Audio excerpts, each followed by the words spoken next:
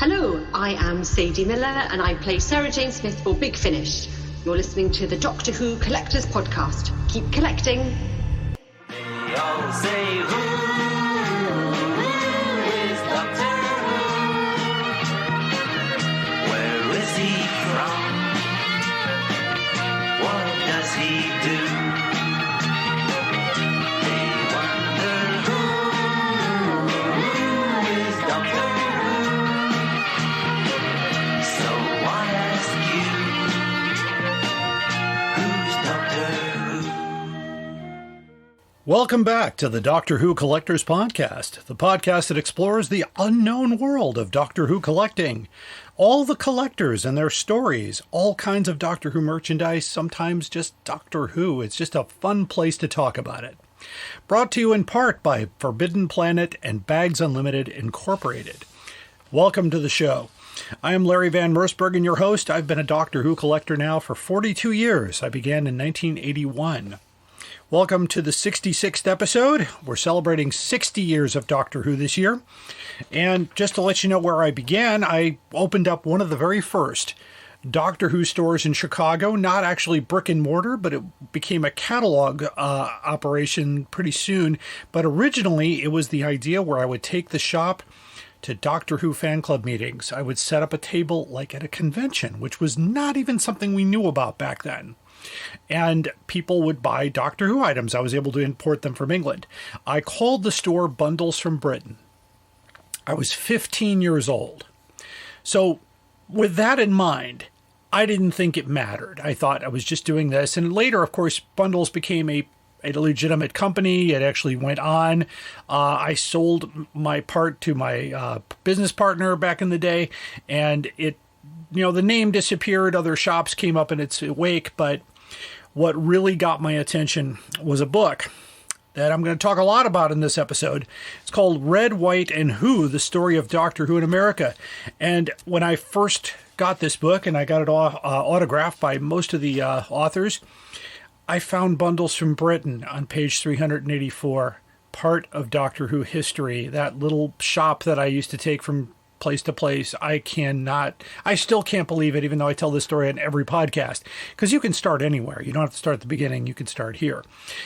Just an amazing thing. So if you, by the way, I have a link to buy this book on the website at DoctorWhoCollectors.com. It is not something we make money on. We just want you to have it. And if you don't like the prices at Amazon.com, you can get it directly from ATB Publishing. That's ATB, the letters, and you can find it there. We are a proud part of the Direction Point Doctor Who Podcast Network. If you are a Doctor Who podcaster and you are not part of Direction Point, you are missing out on gaining audience. And we do that by playing trailers on our podcast for our partner podcasts. Wonderful place to get your Doctor Who all in one place. So you can find it at directionpoint.org.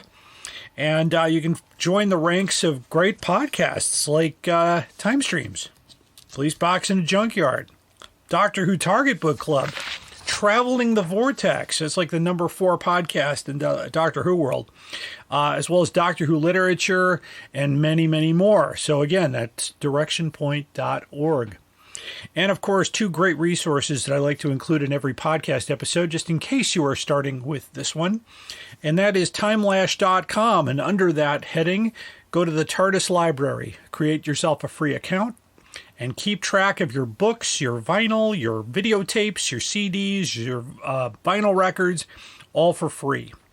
So we thank Mr. Dan O'Malley, who keeps that site up to date. I have helped keep that site current with some of my information, so it's always nice to have that.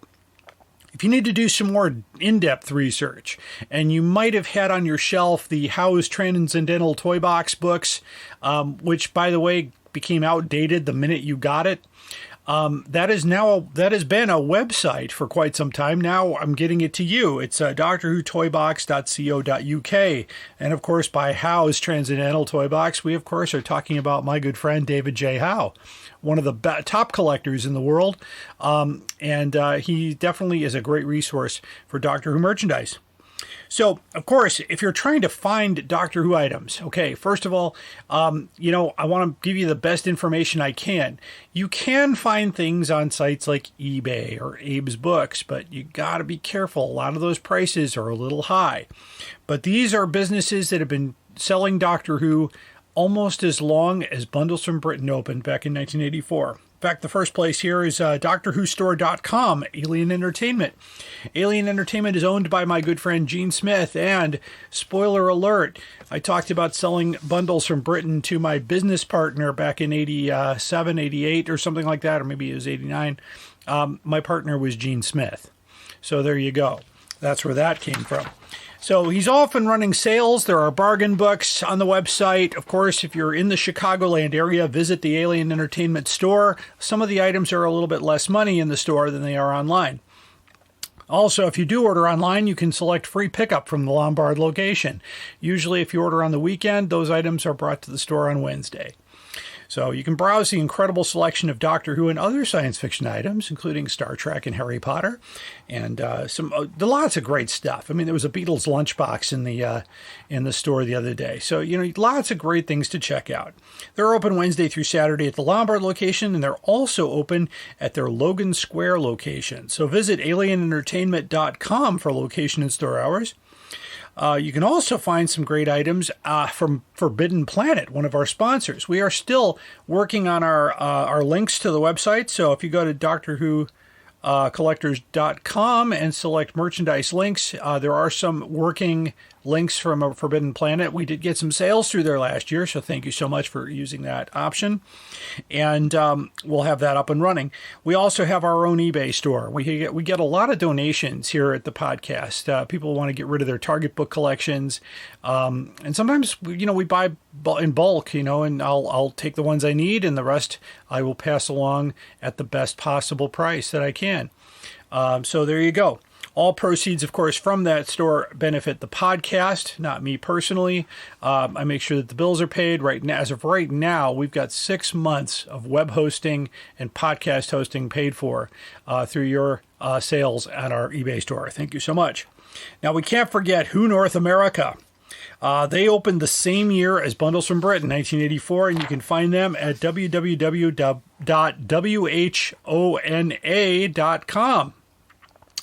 And, of course, they are the sponsors behind Doctoberfest, which I'll talk about in a moment. And I want to include our good friends at the Who Shop in London. I had to make a call there the other day. It was really quite nice when I called up and I said, "Hi, it's me, Larry Van Mersbergen from the United States calling." And immediately the person's like, "Of course, I know who you are. We listen to your podcast." So I was moved. Thank you for listening. A shout out to my friends at the Who Shop. TheWhoShop.com is where you need to go. You can pre-order the next and greatest issue of Doctor Who magazine. I have some items en route from them, so I look forward to getting those when they get here. So there you go. Of course, on our website at DoctorWhoCollectors.com, in addition to the merchandise links, and all our podcasts, of course, are posted there from episode 1 all the way to the present day. We have the complete guide to Doctor Who classic hardcover books. We list all the reprints. We list the American editions, the White Lion editions, the Frederick Muller editions. Those are all included in that classic hardcover, and they're in publication order as best as we can determine from several sources. There are some sources that tell me that I could be off on a few things, but if I've got two sources or that say the same thing versus a third that says something else, I tend to go with the two. So I'm trying to keep it as accurate as possible. We've been helped out by a great resource by Paul Smith, and we've been helping him out as well. So there you go. All right, what's coming up here? Doctoberfest 2023. I told you I'd get back to that. Very exciting event this year. It's a one-day festival in Indianapolis, and I am very excited because I am a guest, but I am not the headliner. I thought maybe I would be, but no, and I'm not the headliner. But I will be joined by the great and wonderful Sophie Aldred. Of course, if you don't know who that is, you need to find a new podcast. I'm just kidding. If you don't remember who she was, she played Ace in the classic series and in the last episode of Jodie Whittaker. So it was really nice to see her. Of course, I saw her at Chicago TARDIS, and I didn't really get a chance much to talk to her, but I did talk to her in the last couple months about our appearing together. So it should be fun. The Collector and the Companion, although that's not what it's called. That's what I'm calling it. You will get to also see most of my Who room in a dedicated space.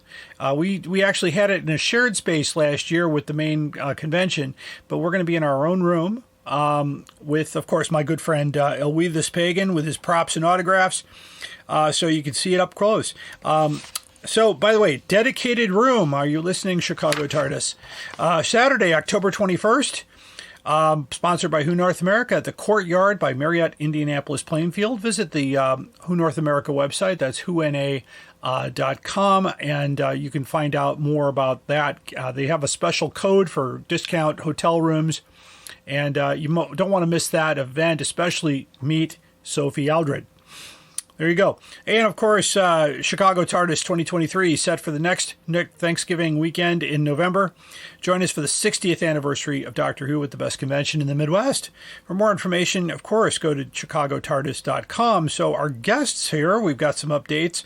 The first guests announced, of course, were Jason Haig-Ellery, great guy, CEO of Big Finish. I intend to have him sign my cassette copy of Sirens of Time. I've been talking about it for years. I'm finally going to bring it down. Every convention, almost every convention, comes with Fraser Hines. He's not coming with Doctoberfest as of yet. That could change. And, of course, Michael Troughton, who is the son of Patrick Troughton. He was on the schedule last year, but couldn't make it. And right now we've got Doctor Number 5, Peter Davison, and I'm especially excited because I do the Doctor 5 cosplay, and I'm looking forward to get a photo with Mr. Davison. He's a great man. I've talked to him in the past. Just a really wonderful guy, and love seeing him. So there you go. Hotel reservations are live, so you don't want to miss it. So again, that's chicagotardis.com. And again, and down the road here, I've been confirmed to do my collecting showcase at the Twin Cities Console Room in 2024. And of course, I'm pretty much, I think I'm not going to be going to Galley 1 next year. The cost is just way too high. I mean, I realize you get all those wonderful guests and all that. I mean, they're paying huge money to get David Tennant and and Jodie Whittaker and that. That's a lot of money to bring those people out because they're super popular and all that, and that's what they demand. It's a shame that they ask so much, but you know what? They deserve it. They've earned it. I think David Tennant, I think he's a great man. I would love to meet him one day, but not this year. So there you go. Watch the space for possible information on other items too. I've also inquired at C2E2 in Chicago, and they couldn't fit me in last year, but they're going to see about putting me in this year. What's new to the collection? Okay, 2 radio-controlled Daleks. I've got a classic Dalek and a movie Dalek. Those will both be on display at Doctoberfest. I got a copy of The Ultimate Foe in hardcover, mint condition. A copy of The Brain of Morbius, first edition. Still no luck on that second edition. In ex-library condition, but in really good shape. And also a copy of The Amazing World of Doctor Who on vinyl and CD. I'm hoping to get a second copy of the vinyl and CD so I can open them up and take a listen. That completes basically my entire collection of the Taifu T set. I've got the book, the poster, all the cards, the vinyl, and the CD. So there you go. Also got a copy of the first edition of The Annual Years by Paul Majors. Thanks to Gene Smith for finding that for me. And a flight control TARDIS has arrived in the. It's a slightly crushed box, but that's okay. The item is still good. And drum roll, please. I've got a really. I'm very excited about this last item I'm going to talk about here, but. You may have seen it on my Instagram feed already, but I have one of the first copies of the first Target book ever printed. It's Doctor Who and the Daleks in near mint condition. And here's the thing. It comes from the personal collection of the late Chris Achilleos. I was very moved. I got it by way of Tasha Achilleos. She also sent some postcards and a magnet, which was just really amazing. And she included a signed note telling me that it came from Chris's collection. And typically, when a book is off the presses, the first few out of the box go to the author, the editor, and the artist. So this could be one of the first 3 books taken out of the packet. So I'm very excited about that. I will have that on display at Doctoberfest as well, and probably at Chicago TARDIS if I do the same show that I usually do there. It might actually be one of the rarest one of the rarest things I own, other than the Web of Fear Target hardcover, which only 7 were made. So that might be the other one. So that's all for now. Stay tuned for more updates to that. Of course, out there in the collecting world, when you talk about classic hardcovers, which we do on this program a lot, there are many rumors abound about second printings or third printings by Wingate or W.H. Allen. Of course, I'm always on the lookout for concrete proof. So if you have a third printing that is not the Loch Ness Monster, because we know that one exists, because I've got one on my shelf. It's the first and second editions I can't find. I know, go figure. But if you find something, there's been talk about a Space War third edition, but I can't see that actually happening. But if you have proof, in other words, a photo of the spine and cover and the copyright page where it says third impression or reprinted and a date, that would be very helpful, especially Brain of Morbius reprinted in 78 or 79. That would be nice to find. Please contact me at drwhocollectorspodcast@gmail.com. I also love talking with collectors. If you'd like to be on the program, I have no problem with that. Just shoot me an email and we'll get you on the schedule. If you're a UK listener, I do my interviews on weekends in the morning so that it's in the afternoon by you. But in a few weeks, I'll be off for a while so we can do them anytime. Of course, anybody in the United States, we can handle you there. We're more than happy to have you on the show. On today's show, I'm going to be talking about these elusive books that I referred to on some of our hardcover episodes, and that's the Aeonian and Amereon books. So you say Aeonian, I say Amereon, and let's call the whole thing off. There we go. These books were published in the United States. I have all 5 of them in the collection. Not easy to do, but I do have it. And so we'll talk about that in just a few moments. FeedSpot, of course, has us ranked at 35 of the top 90 Doctor Who podcasts for this time in 2023. So thank you for your support. And we're just pleased as punch for that. I want to thank our patrons as well. If you're supporting us, or if you're not yet supporting us on Patreon, we do offer video interviews there, especially if you want to see the interview with Tim Traylor or Peter Purvis, for that matter, or any of the videos that I do that are special for those listeners, or any requests that you do, of course. You want to see what's on it, see what's on it, looking at one of the videos and say, hey, what's on that shelf behind you, or what's to the right of you, or what's there. I'd be more than happy to do that for you.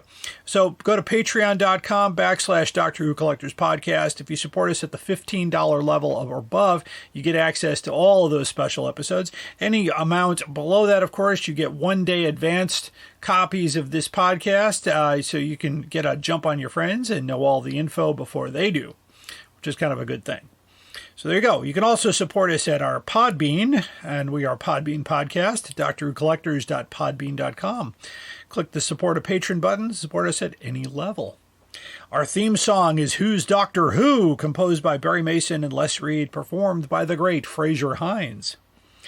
Want to share this podcast with the world and your friends? You can hear this podcast just about anywhere you get your podcasts except for Spotify. But of course, you can also find this podcast and many other great Doctor Who podcasts at directionpoint.org. And now it's time for my time. My time is a chance to talk about anything I want to, because it's my podcast. I recently had some issues with price gouging revisited once again, and it's really sad because you'll see people in England that are not necessarily Doctor Who fans, but they realize that, hey, somebody said, hey, I can make some big bucks on these books. So they go trolling around to library sales. And let's say you pick up a pretty beat up library edition of An Unearthly Child. It's still got the pocket glued in. It's got the plastic wrap around it taped to the book. And you pay basically 50 cents or $1 for it from the library, and you're going to turn it around for $600 online. I think that's a bit crazy. I mean, I would say maybe 50 pounds would be reasonable, because you paid a pound for it. There you go. You made 50 times your investment, but 600 times your investment? That seems a bit crazy. I mean, and also it's just a real hard thing for us here in America, because in the United States, I can't go to a library sale and find a hardcover book, because most of the hardcover books in the United States were in my store in Bundles from Britain back in '85. We didn't have a lot of libraries that picked them up. In fact, many libraries did not want them here in this country. So that's why Lyle Stewart in America sold them to me. So it was really quite something. When I see those things, I see groups of hardcovers online. Recently, there was an eBay auction where they had 5 or 6 books all stacked up in a photo, and it was like 4,000 pounds. But the idea was you're supposed to contact them with an offer for a particular book. Well, I made a reasonable offer for a second printing of Dalek Invasion of Earth. In fact, I followed the price guide, and he kept coming back with something a little bit too high. And I said, well, that's beyond the value of the book.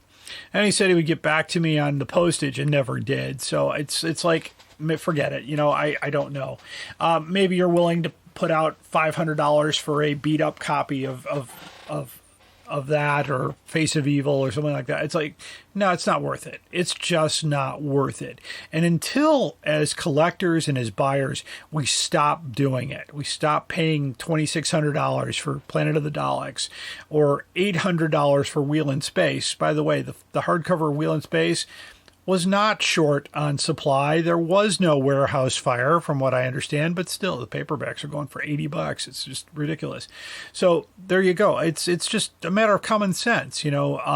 If I find a book at a library and pay $1 and I'm done reading it, I'll put it on eBay for $2, maybe $3 plus shipping. I'm not going to try to get $600 out of it. It's just not that. Don't try to run the market. The market will take care of itself. Now, I'll have the naysayers out there saying the seller is allowed to put the book at any price he wants to. Well, that's absolutely true. However, as a buyer, I don't have to buy it. And I think more buyers need to say, no, we're not going to do that. I mean, yeah, I want that book, but I'm not going to give up 3 paychecks for it. That's just ridiculous. And it's just not worth it.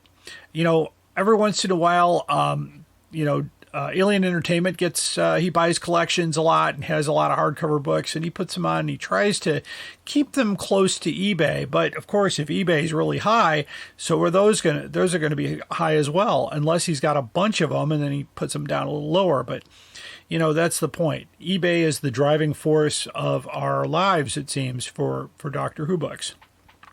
And it shouldn't be. I'm trying to find a copy of the Makra Terror in hardcover. It's supposed to be relatively later in that, and I've seen a bunch of other ones, but that one has escaped me. I found one copy for $385, ex-library, and I said, that's crazy. I'm not gonna do that. It's just not worth it. So, I mean, when I put a book up for sale, I try to keep the price relatively reasonable. I might even take an offer or two, but I'm not trying to gouge the market or drive the market. And beware of eBay fraud, too, because I just had an issue with a seller who tried to sell me an anniversary figurine set, which I was really hoping to get for the next convention. But it also included a novelization of City of Death, I think, by Paul Scoons, good friend, Paul. And I thought, okay, so I paid for everything, and then they said they shipped it. Well, there was no tracking number. The guy said he sent me a receipt for the shipping, and then nothing arrived after 2 months. So, of course, eBay refunded my money, and the person was really upset on the other side, saying, hey, you got your money back. And I'm like, yeah, because I didn't get anything. And I don't believe you sent it. So, I mean, every time I don't get it, if I don't get a tracking number, I get a little suspicious, because I've gotten global shipping emails from them. And so I'm like, yep, I could track that. I could track this. I could track that. So that makes a total of 3 packages in 30 years that have been lost.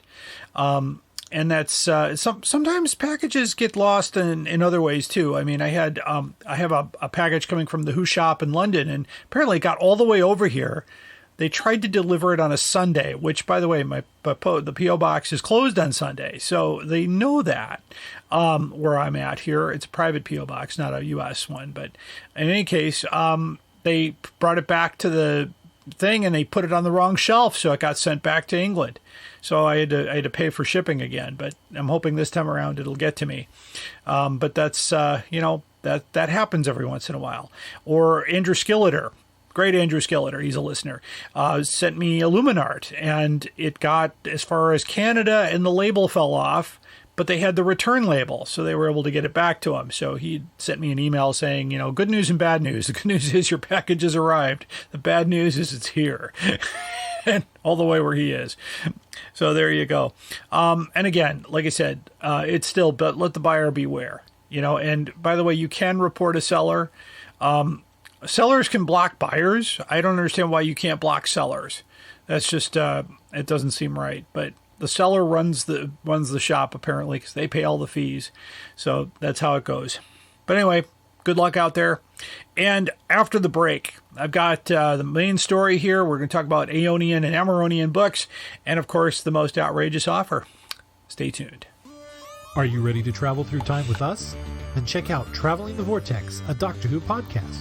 For nearly 7 years and more than 500 episodes, we've traveled from one end of the vortex to the other, making different stops with different doctors, reviewing everything from TV stories to audio plays, from books to comics, and more. Sean, Keith, and Glenn take you on a journey through 50-plus years of Doctor Who episodes and spin-off materials. You can find us wherever you get your podcasts, so be sure to check us out. And now, we're a proud member of Direction Point, a Doctor Who podcast network. You're listening to the Doctor Who Collectors Podcast. Keep collecting. We are going on a journey, a very long journey, through the world of the Target novelizations in publication order. Every week, we are looking at a new book, talking about Terrence Dicks, Malcolm Hulke, and all our Doctor Who novelization friends. Whatever you do, keep turning the pages. This is Jason Miller of the Doctor Who Literature Podcast, a member of the Direction Point Podcast Network, and you are listening to the Doctor Who Collectors Podcast. Keep collecting. Hi, I'm Juliet. And I'm Nathan. Experience Doctor Who from the very beginning through a classic fan's eyes. And through the eyes of a new Who fan. Reminisce and relive those classic moments with Nathan as he offers fun insight. Or experience them for the first time with Juliet as she dwells on social issues, history, fashion, and the size of a flashlight. We're the Time Streams Podcast. Find us on Spotify, Stitcher, or Apple Podcasts. You're listening to the Doctor Who Collectors Podcast. Keep collecting. Up there is the scanner, those are the doors, that is a chair with a panda on it. Sheer poetry, dear boy. And now it's time for the main story on the Doctor Who Collectors Podcast. Today I thought I would spend a little time with these mysterious hardcover books published by Aeonian / Amereon. Let's see if I can pronounce this correctly here. Amereon or Aeonian. And they were published in the United States. So they are actually one of the best kept secrets in the Doctor Who collecting world because they came out in the late 70s and in the early 80s. And myself, even included as a dealer in the mid 80s, had no clue that these books existed. I mean, there was obviously no Google back then, so we couldn't figure out what was published. But I never saw one of these in a bookstore. I never saw one of these in a, anywhere where I thought, we could figure out how to get a hold of them. And we were pretty, on the detective path back then, trying to find out, about things that, we could get and could sell. So this really was quite something. So my heavy source here for this podcast is, of course, the great book, Red, White, and Who, The Story of Doctor Who in America. I had a conversation with Stephen Warren Hill, one of the authors of this book, who actually spoke with the owner of Aeonian Publishing and got quite a bit of information. So I'm going to share some of that information with you as far as how this came about and why these books exist for the most part. And there are a lot of unanswered questions as well. So I'm hoping that maybe some comments on this podcast will say, hey, yeah, I know something about that, or I worked for the company, or I did this. And, that might, it might be a little bit, we might get more information than what the authors here could because of, we're a little bit fast forward in the future here. We've got a better ways to go. Now, I have been including these books in my regular coverage of hardcover books because I consider these to be classic hardcovers because while they were not published by W.H. Allen or Allen Wingate, these are books that were published in hardcover edition in the United States using the Target book Target books themselves. Actually, they were, I'll explain how that worked in just a moment. But that's one of the reasons here we got it. And also, all of these books say that they're limited, which I'm going to give with a grain of salt because we really have no idea how many of these books existed. And also, with the fact that some of these books had only 80 copies or 300 copies, I haven't seen a price increase on them when they come out. Usually when a seller puts them up there, they're usually about $28, $30. Not too expensive as some of the, I'm tracking a sale on a hardcover edition of the Makra Terror, which is almost already at $400, which seems crazy to me because that's a newer book. And there are plenty of those out there. But, that's another rant for another time. But anyway, the Aeonian Press from Matitech, New York. Now, according to Red, White, and Who, it says around 1979. According to Chris Stone, in the unofficial Doctor Who guide, Day of the Daleks was the first book printed in January 1978. That could also be possible. That's the date we give on our website. I think we're going to update it to say possibly 79, possibly 80. We don't know. We honestly, there are no dates inside these books to give us any kind of clue as to, when they were published. The copyright date, of course, is the original story copyright, so that doesn't help us with the publication. We do know that these are legitimate publications, that licenses were obtained, and even one book was announced but never finished. So sounds familiar. W.H. Allen did the same thing with Attack of the Cybermen in 1986. They opened it up for pre-order, and Bundles from Britain ordered, I think we pre-ordered 100 copies of Attack of the Cybermen in hardcover. Never came out. So there you go. Anyway, this little publisher, it's a reprint publisher. Aeonian Press, actually, if you do do a little bit of research, it actually dates back to the 1800s, but it might have been a different publishing house with the same name. It's hard to tell because the Library Association just has everything under that title. They did 2 limited edition hardcovers either in 78, 79, or early 1980, Day of the Daleks and the Giant Robot. Both copies limited to 300 each, and many references mention the fact that, there are some resources that have the Giant Robot as existing, but not Day of the Daleks, and vice versa. So there you go. In fact, these books were so not well known that up to a few years ago, because I bought Day of the Daleks from Amazon for $19.99 several years ago. I was curious about it, so I picked it up. And then I found I read this whole section here in Red, White, and Who, and I thought, let me see if I can find some more. So I found Giant Robot, but that's the only 2 I was able to find. I was also able to find Image of the Fendal, and then to my very good friend Stephen Warren Hill, who sold me his remaining copies of the other 3 that I was missing. So that was really, really nice to get the whole set. So I have the whole set of books. Anyhow, the Aeonian printing of Day of the Daleks, and I'm going to start with that one, has the logo that was created for Pinnacle Books, which is close to the same time, roughly 1978, 79. I mean, I'm not sure how they licensed it, if they got it from them or what, but Pinnacle created the logo and gave it to Aeonian Press, or they bought it or whatever. We don't know. Anyway, that also led to the rumor that these were Pinnacle hardcovers, even though the word, the Pinnacle does not they did not do any hardcovers. I have that in absolute proof from Kensington Books that owns Pinnacle. They said we did not publish any cloth-bound editions of any books. They were a paperback place. So, of course, if a library, hardbound a Pinnacle book, and people were arguing with me, that's a hardcover. I said, well, no, it's not. It's a paperback that somebody rebound. And that's essentially what these are too. This is a paperback book that was rebound at a different size and reprinted and all that. It's actually a little bit larger than the W.H. Allen books. The book measures at 9 inches by 6. So it's a little bit larger. It does not fit the standard hardcover books bags that we recommend. So it's in a comic book bag, which is about right. And so there you go. It was, a blue cloth bound Pinnacle logo in spine color in gold, and 300 copies printed for this one. So there you go. That's I'm keeping the date at January 78 because that's the only printed resource I have that has that date. Maybe it's later. If you have information that I can correct with, let me know. Contact us at drwhocollectorspodcast@gmail.com.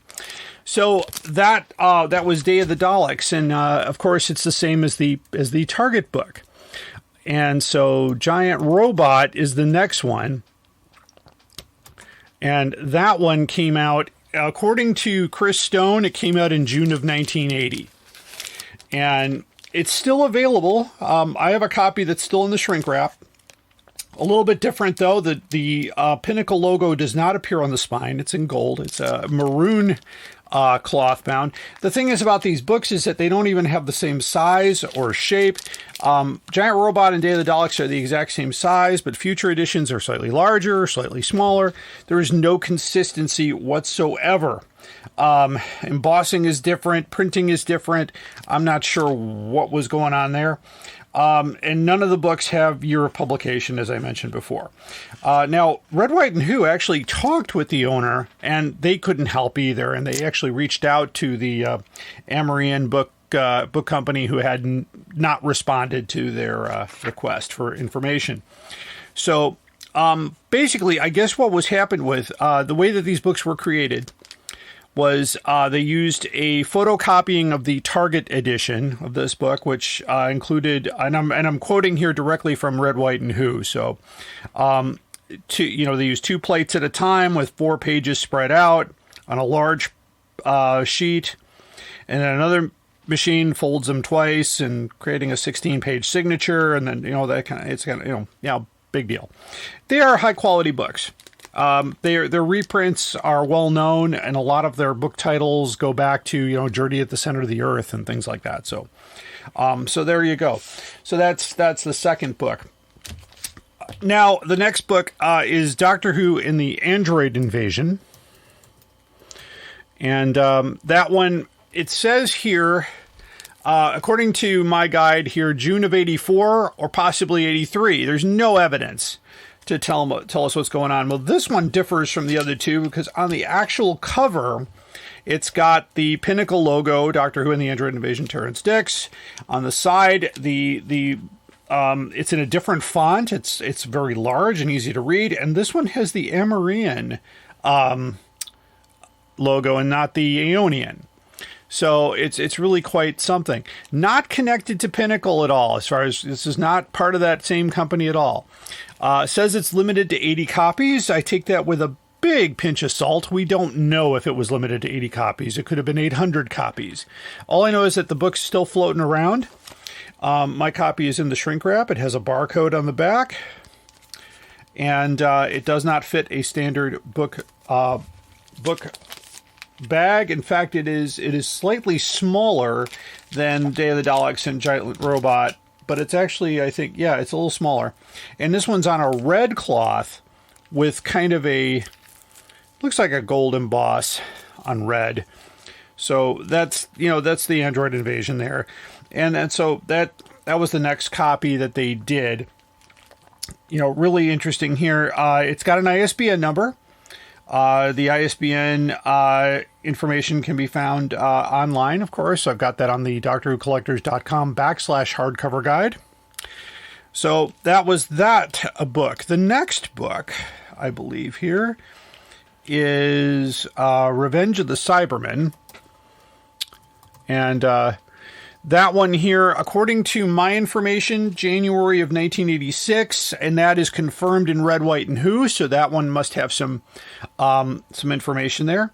And also limited to 80 copies. This one on purple bound with gold, and again on the front cover, a slightly different Pinnacle logo with the Revenge of the Cybermen in gold.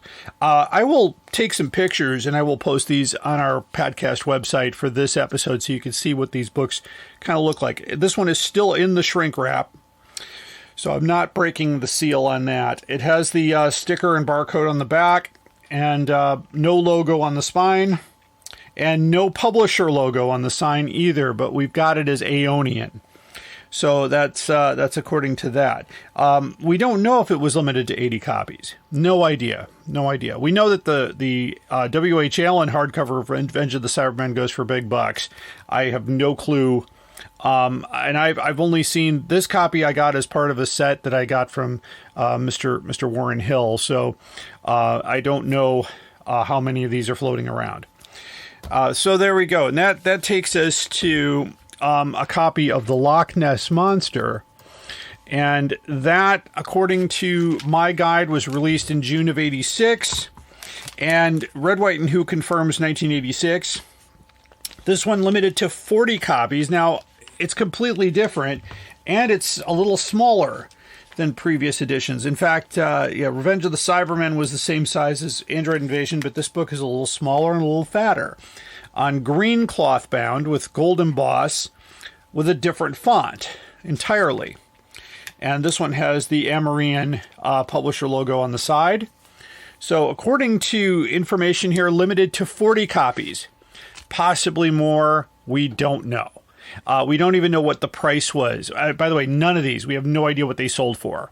I'm not sure at all. We can't even put a guess on it. And Red, White, and Who does not address that. So it's really quite something. So there you go. So there's Loch Ness Monster I have seen floating around, so you might be able to pick up a copy for that.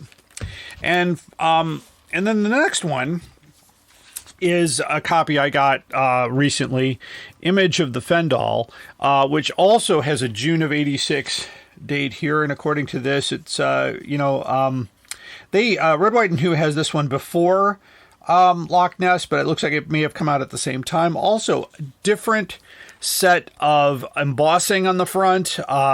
It's really quite something how inconsistently consistent these books are printed. And according to this, let's see, the side, the binding here has a different font, but no publisher imprint on here. So I've got it listed as Aeonian, limited to 50 copies. Loch Ness was limited to 40 copies. We don't know. I've got a value on Image of the Fendal at $165 because that's what I've seen it kind of sell for in the last few years. That might be changing, or the fact that maybe there really were only 50 copies. All right. Lastly, but not leastly, in the front pages of Image of the Fendal, which I did not verify because mine is still in the shrink wrap, but Red, White, and Who went ahead and opened the shrink wrap on some of these and looked here and says, according to them, they listed as also available Doctor Who and the Genesis of the Daleks. No physical evidence that it was ever published. I don't even list it on the hardcover guide because my guess is it never got printed. And, in 86, okay, this is possible that, of course, Doctor Who books were pretty plentiful in 1986. We had a pretty good run with hardcovers, paperbacks, and whatnot, and the series was still pretty popular, even though there was a lot of tension going on at the BBC and with Colin Baker and with all that. The stuff was still selling, so it's possibly that the license was revoked, or in this case, Genesis of the Daleks, which is a Terry Nation story. The Terry Nation folks may not have approved a reprint, even though they did approve the Pinnacle edition. There was a Pinnacle book of that. It was done a lot earlier than 86, though. So so there you go. That's this whole you say Aeonian, I say Amereon. And that's let's call the whole thing off. So these are legitimate books. These are reprints of targets that were done in hardcover for the U.S. market, but they didn't really market them pretty well. So they according to the owner of the company, we operated with multiple small runs, and that the random selection of titles available was down to basically the owner not having time to get familiar with Doctor Who. He didn't have any Doctor Who expertise, and so basically, he put out. According to this, he put out 16,000 titles in 52 years, and he dealt with cancer and things like that. So I don't even know if he's still living. So if he is, well, power to you. But that was definitely a really odd piece of Doctor Who collecting history. And I know these books are sought after by British and Australian collectors because they never got to their shores. It's kind of like the American collectors that are really after the W.H. Allen books that didn't get U.S. distribution. We had a bunch of books that were here in the 80s, in fact, 85, 86, because I was the distributor for most of those books in America. And so a lot of these non-library copies of hardcovers that are floating around America from American sellers came originally from my shop, which, because I was the only one that had them. Occasionally, after Lyle Stewart decided not to bring in hardcovers, some of the bookstores like Barnes & Noble and Borders, and maybe, I don't know if Borders was around, so please pardon that. I don't know if they were around yet.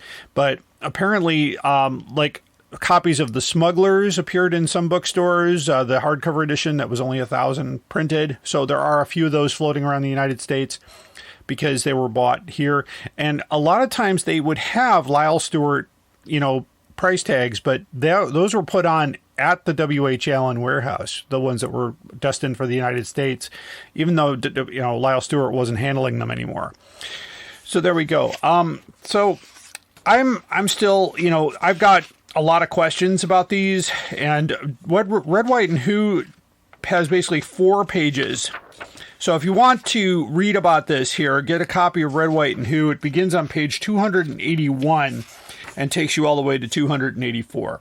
And then it goes into the Pinnacle story and things like that. And we've covered the Pinnacle books pretty carefully here. And then, but this book, of course, deals with stuff that was created in the United States, which is really quite cool because there were quite a few things. The Dalek book from 1967, basically the Avon book was created here in the United States. It didn't sell very well. Allegedly, there was a hardcover book to that one. We don't know for sure. It says only in mass market paperback. Had a cover price of 50 cents. Which today would be about $4 or so. So it's really interesting how that book, that books in the United States didn't do well. And I kind of wonder if it was lack of marketing, lack of expertise, especially in 67, when those books came out, when that book came out, or any of these Aeonian, Amereon books that came out in the 70s and 80s. They didn't do any marketing to Doctor Who people. They didn't put out any kind of wholesale notices, because I got a lot of those notices, from like Barbara Elder Company and, Glenwood Distributors in Chicago, would always say, hey, we got some new Doctor Who items. We're getting, Doctor Who Monthly. We're getting this magazine, we're getting these items, that we can get a limited edition of these books from these publishers and whatnot. And so it was always very, very, paper, was the way to go back in the 80s, because we didn't have email. There was no tech. Nobody had cell phones.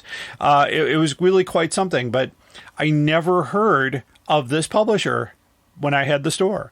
And it was really quite something that we could not, take advantage of this, because I would have definitely ordered 40 to 50 copies of these to take to conventions and say, USA Doctor Who books, and nobody would have seen them, and I probably would have sold. but it's a shame. It's kind of a lost opportunity on the publisher. But as far as collectors go, that means that there are quite a few of these books floating around, and sometimes they come out new because somebody either bought them or had them in stock or had them at their place. And there are sellers on eBay that are cleaning out old bookstore stock, and occasionally you get lucky with a group of books that include these wonderful hardcover books. So if you'd like more information, I don't know much more I can give you, or if you have information that could help me out, give us a contact at DoctorWhoCollectorsPodcast@gmail.com. And I would check Amazon UK, Amazon.com, and check other Amazon sites. By the way, your Amazon logo works on all Amazon sites. Check eBay or Abe's Books. And I've got a few people out there that look around for me, and every once in a while find one of these. And of course, I would also definitely, while you're out there looking for books, pick up a copy of Red, White, and Who, the story of Doctor Who in America. And it is one of my favorite books. And it's written by people that I know very well. Stephen Warren Hill, Nick Seidler, the late Jennifer Adams Kelly, Robert Warnock, John Lavallee, and Janine Fennick. So, wonderful book. You can still get it from ATV Publishing. My copy is signed by most of the authors. So it's really quite something. I use this book is more of a reference book. The binding is well broken and read because I use this book quite a bit. So I definitely recommend all collectors have a copy of that if you're looking at American collectibles. So that wraps up our main story for today. Aeonian versus Amereon versus the world. So I don't know what the score is, but we've got 5 hardcover books that you should add to your collections as soon as possible. Anyway, stay tuned. After these wonderful words from our Direction Point podcast, we will come back with the most outrageous offer. Hello, fellow time travelers, and welcome to the Doctor Who Target Book Club podcast, the only podcast to discuss, in story order, all the Doctor Who novelizations. My name is Tony Whitt, and every 2 weeks or so, I'm joined by a 2 to 3 person discussion panel, including our so-called expert who's been a Who fan since 1979. That would be me. We also get the views of intermediate, casual, and novice fans who either have never seen the show or who have never read these books until these podcasts, including Dalton Hughes and Alison Fitz-Seyfried. You can find us on iTunes, Stitcher, or wherever you find good podcasts, or even ones like ours. You're listening to the Doctor Who Collectors Podcast on the Direction Point Podcast Network. Keep collecting.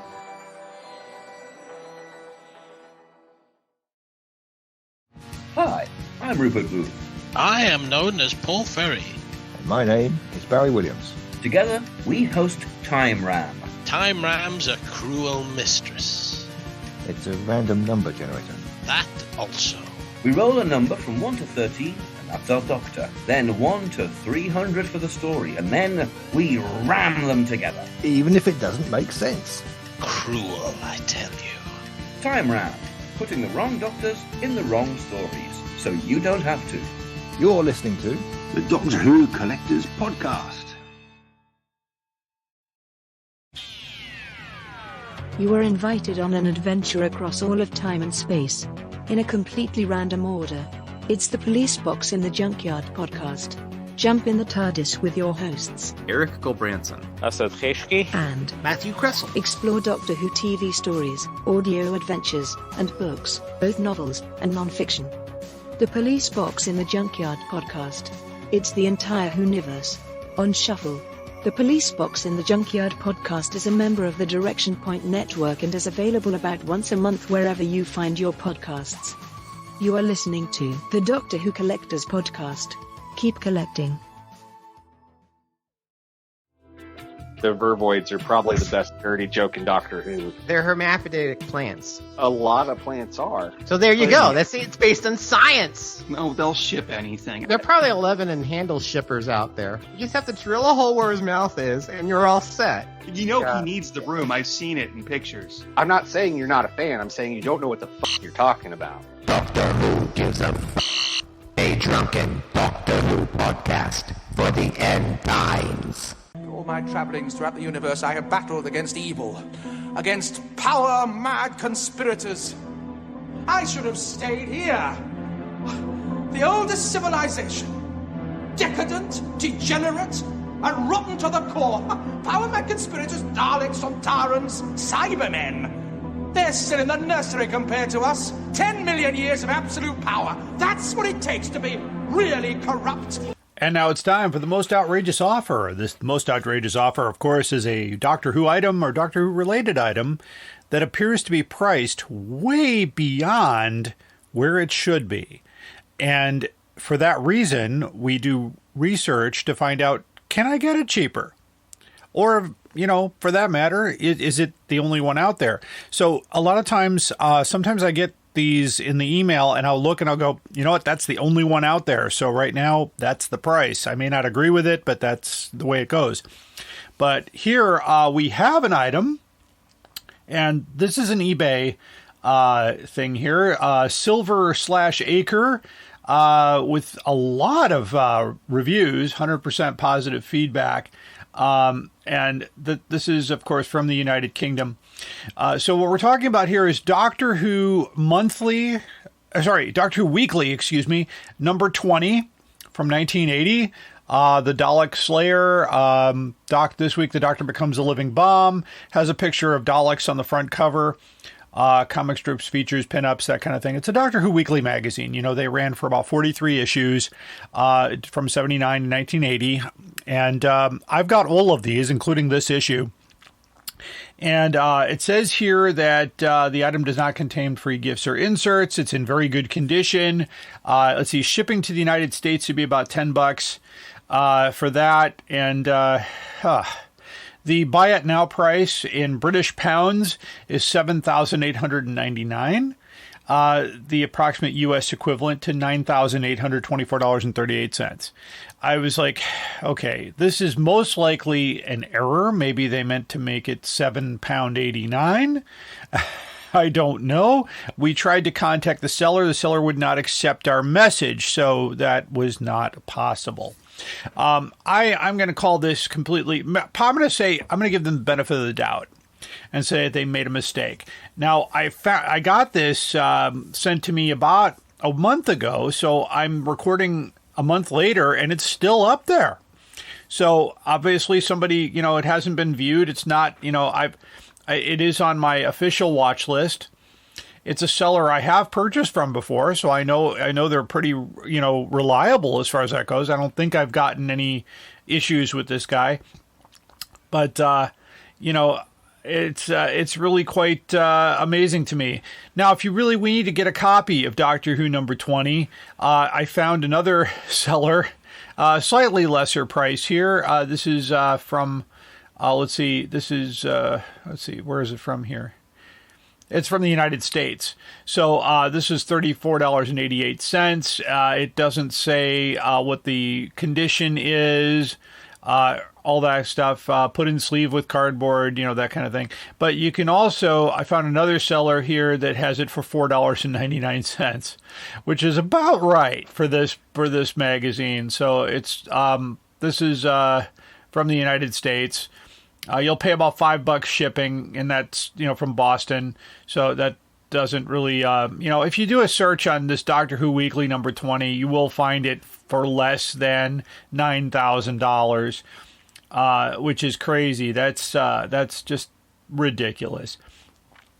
Not exactly, I would call that a most outrageous mistake, probably. But I do have a copy of this magazine, so I'm definitely not going to get 10 grand for it. That's not happening. But anyway, keep these coming, by the way. If you find an item that looks a little ridiculous in price, send it to Doctor Who Collectors Podcast, gmail.com, in the subject area, most outrageous offer. Or you can find us on Facebook or Twitter or Instagram and just send us a message there with the same kind of title, check this out, or maybe take a look at this, or wow, I found this and I can't believe it's real, that kind of thing. So that's how we work there. And of course, that wraps up the Doctor Who Collectors podcast. But before we go, I have some announcements to make. We have another late breaking news on Chicago TARDIS. This is not an official release from Chicago TARDIS. This is from the artists themselves.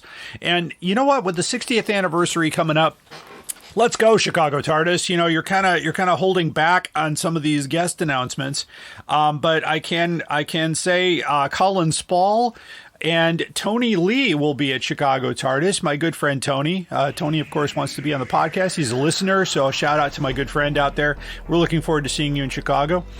Colin Spall and I are Facebook friends, so I told him I'm really looking forward to seeing him back in Chicago again. So you can add those two to your list. I know that Tony and Colin have been here before. We're still hoping that there will be new announcements soon. In any case, that wraps up the podcast for today. Keep listening. We thank you for your comments. We thank you for everything that is going so far. We don't have an announcement for the next podcast yet, so stay tuned for that. We're hoping we will have in the future coming down the line here. Tasha Achilleos will be back on with the second printing of Kaklak, which has some updated artwork and a tribute to the late Chris Achilleos. We're going to try to get Andrew Skilleter on here for Illuminart and the pre-order of Illuminart 2. So there you go. And of course, somewhere down, probably later in the year, we will do our next hardcover coverage with Tony Witt once the Target Book Club catches up, because they're slow. So there you go.